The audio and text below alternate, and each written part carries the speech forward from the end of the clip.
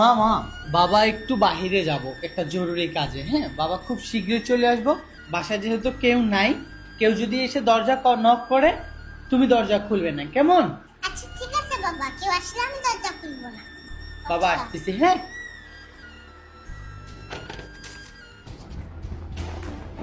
তাহলে এই ব্যাপার, এই তো সুযোগ হাতছাড়া করা যাবে না। মামুনি, মামুনি, দেখি আমাকে কে ডাকছে, যে একটু দেখি তো। তোমার পাপা বলছে তোমার জন্য চিপস চকলেট আইসক্রিম নিয়ে আসতে, আমি নিয়ে আসছি মামুনি। আর চিপস চকলেট আমি তো এগুলো অনেক পছন্দ করি, আমি খাবো।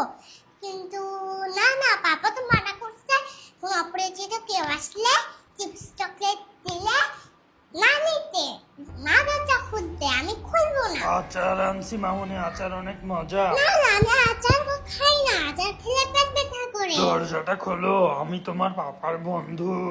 আমার বাবা না আসা পর্যন্ত আমি দরজা খুলতে পারবো না, আপনি চলে যান। মামুনি আচার খাবে না? আচার। আমি অপরিচিত কাউকে থেকে এগুলো কিছু খাই না, নিই না। আমি দরজা খুলতে পারবো না, প্লিজ আপনি চলে যান। না, এই তো অনেক হুঁশিয়ারি বাচ্চা, এ অনেক সতর্ক, একে কিছুই করা যাবে না।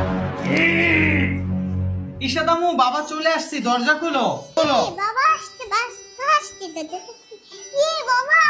আসসালামু আলাইকুম। ওয়ালাইকুম আসসালাম। বাবা তুমি কি কাউকে পাঠিয়েছিলে? হ্যাঁ, একজন চিপ চকলেট নিয়ে এসেছিল, আমি দরজা খুলিনি। না তো মা, বাবা তো কাউকে পাঠায়নি এমন। অনেকক্ষণ বলছিল আমাকে চিপস দিবে, চকলেট দিবে, আইসক্রিম দিবে, আচার দিবে, আমি খুলিনি দরজা। এইভাবে কখনোই অপরিচিত কেউ আসলে দরজা খুলবে না মা, ঠিক আছে? এই নাও তোমার জন্য বাবা কি নিয়ে আসছি দেখো। আলহামদুলিল্লাহ বাবা, আলহামদুলিল্লাহ।